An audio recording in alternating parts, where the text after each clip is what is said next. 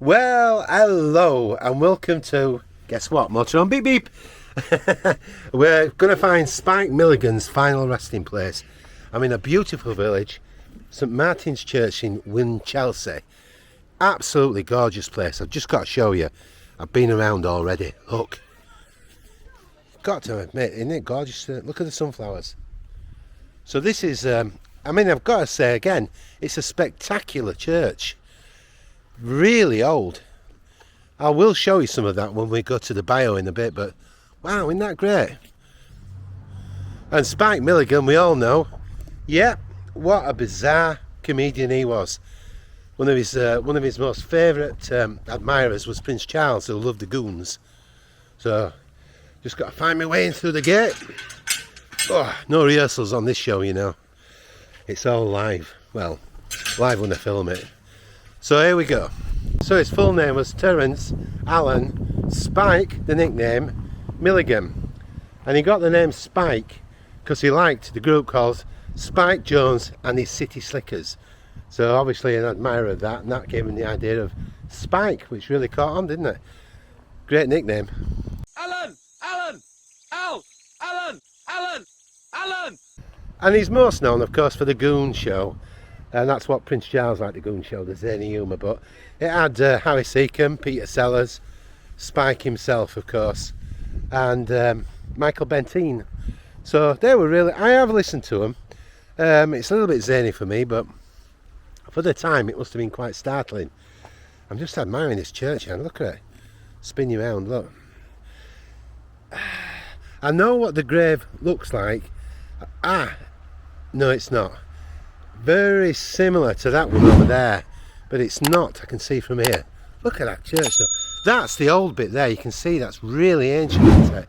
We'll have to look at the history of this place, and of course that bit's added on. Very nice. Spike started writing for the radio, and he wrote scripts for Derek Rons in the 1950s, and that's how he became his showbiz career. So he didn't know where he was going to and what success he was going to have. But, yeah, he did very well for himself. Oh, anti-Bismarck swine! I should! No, not through the glass, you'll break it. First, I'll make a hole in it. Good. Ridiculous. That's the word. Who is it? Who is it? Who is it? Open this door at once or we break it down! Where did you get a name like that? They also said that Spike was very influential with the Monty Python team. You can imagine that, can't you? Because they were all very zany sort of people at the time. He'd fit in extremely well. Oh, God, look at this place. Just look. Is that not magnificent? Got to find out the history of this place. There we are. We've got a little board up, but I will look it up and put some text on the screen. Beautiful. Look at that. I always think, what was the person thinking when they did the brickwork that day? What kind of life did they have?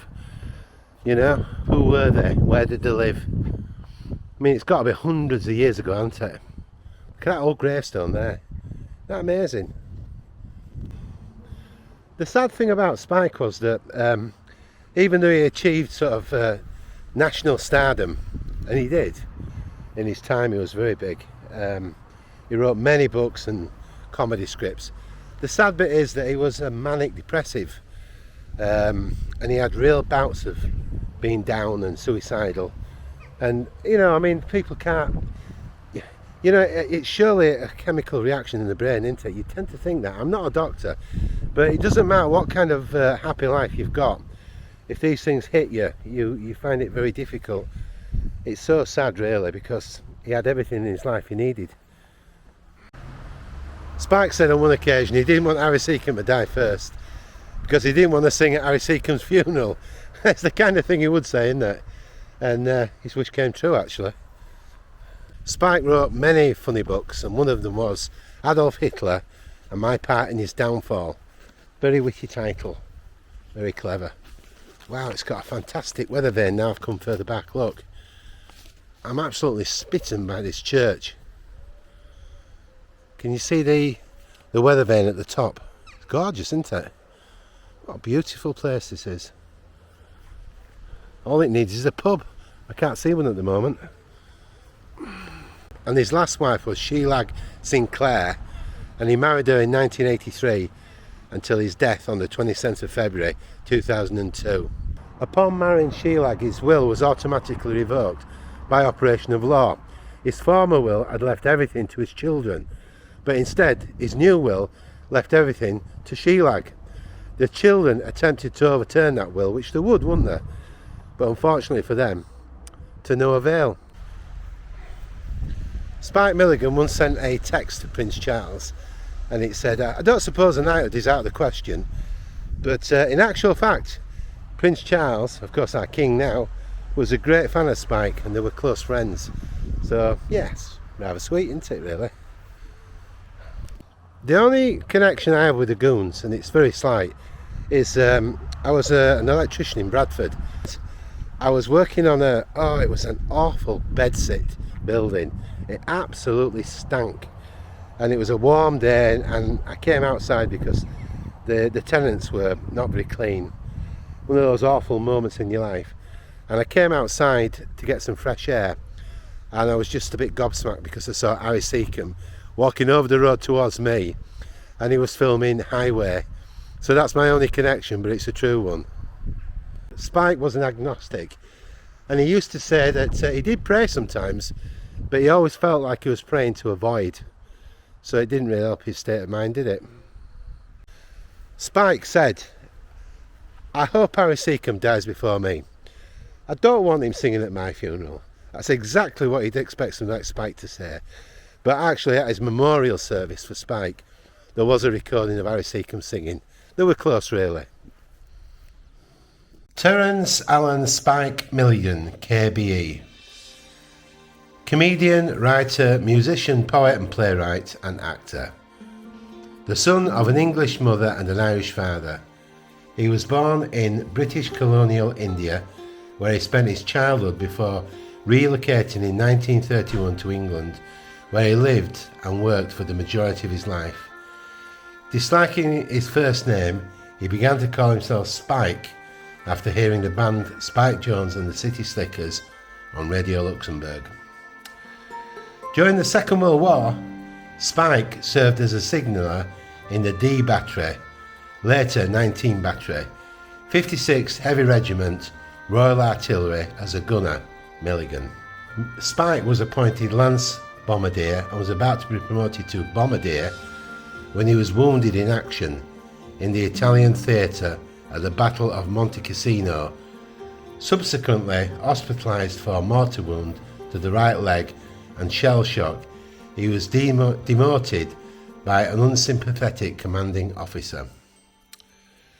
After hospitalisation, Spike drifted through a number of rear echelon military jobs in Italy, eventually becoming a full-time entertainer.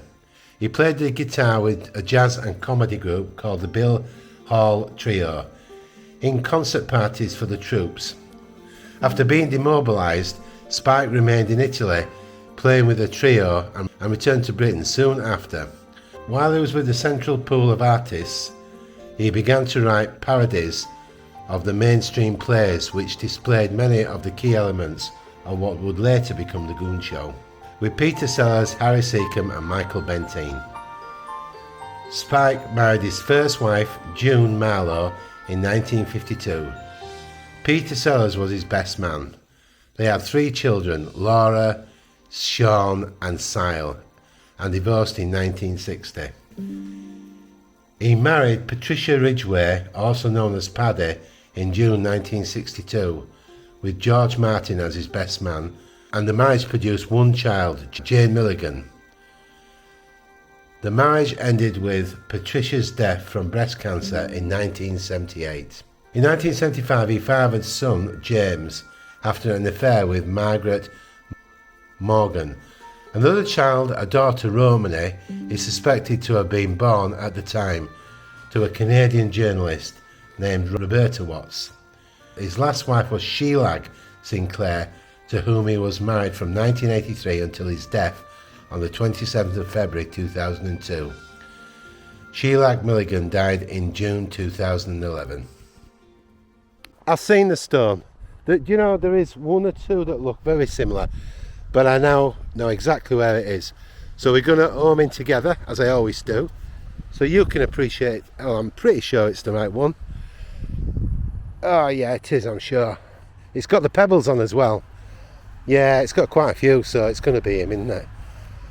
It is. It's got the name Spike standing out. So there we are, folks. Spike Milligan. What a zany and intelligent and humorous person you were. Thank you for all the humour, my friend. That's lovely.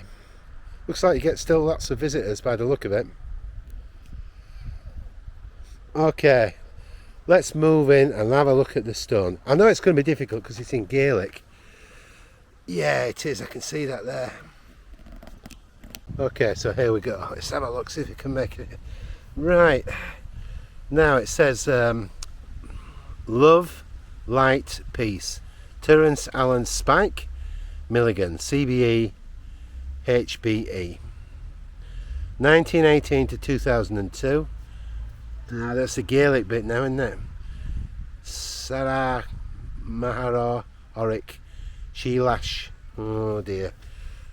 I can't really, I don't know what it means anyway. Right, Risa Arist Mussolini. I don't, unless it's too difficult, isn't it? Oh no, really difficult. So let's go down to the bit we can read. Loving father to Laura, Sean, Sile and Jane.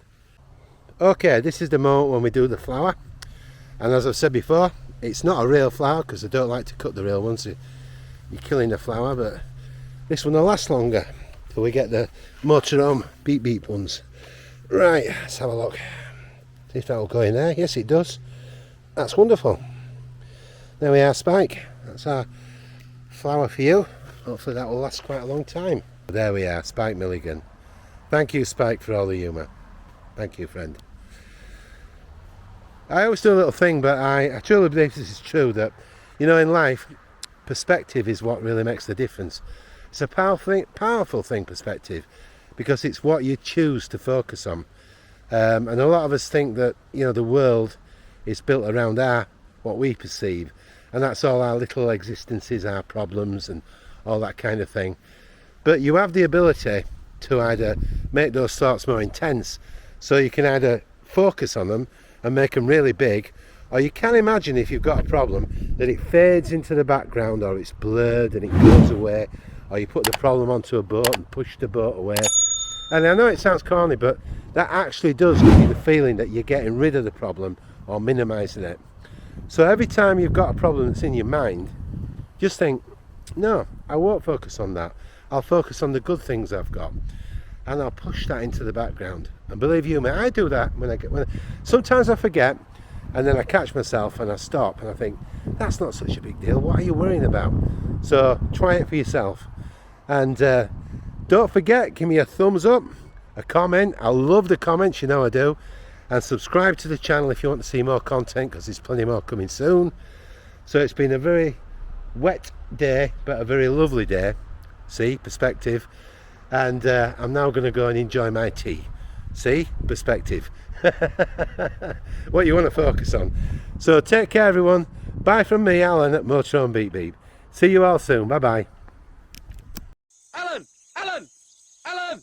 Alan! Alan! Al! Alan! Alan! Alan! Alan! Alan! Alan!